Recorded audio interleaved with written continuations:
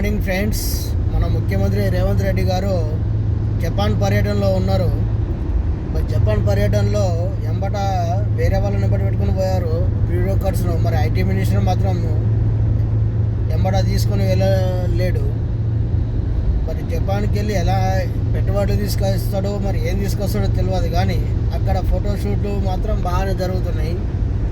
జపాన్లో ఒక కాన్ఫరెన్స్ హాల్లో తెలుగు వాళ్ళ మీటింగ్ పెట్టుకొని వాళ్ళని కలవడం జరిగింది. అందులో ఒక స్పీచ్ ఇచ్చిండు పర్యావరణం గురించి.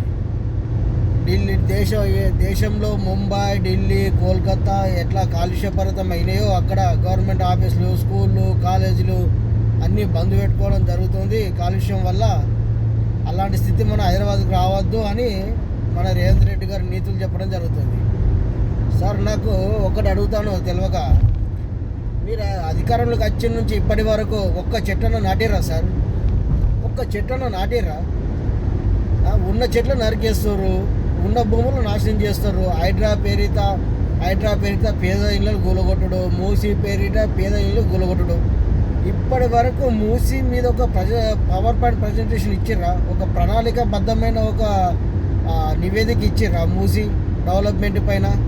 లేదు, ఎలాంటి లేదు. ఓన్లీ మాటలకే సరిపోయినాయి. స్టేట్మెంట్లకు, మీ ఫోటోలకు, మీ పేపర్ హెడ్లైన్లకు వాటికి సరిపోయింది తప్పితే ఇప్పటి వరకు ఒక్కడన్నా వేసిరా? ఎందుకు సార్ అంత పెద్ద పెద్ద మాటలు మాట్లాడతారు?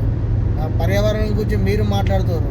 ఉన్న చెట్లు నరుక్కుంటా, ఉన్న భూములు ఎవరికెవరికో అంటగట్టుకుంటా. ఏంది సార్ ఇట్లా మాట్లాడితే? తెలంగాణ ఇజ్జత్ పోతుంది సార్, ఇట్లా మాట్లాడకండి ప్లీజ్.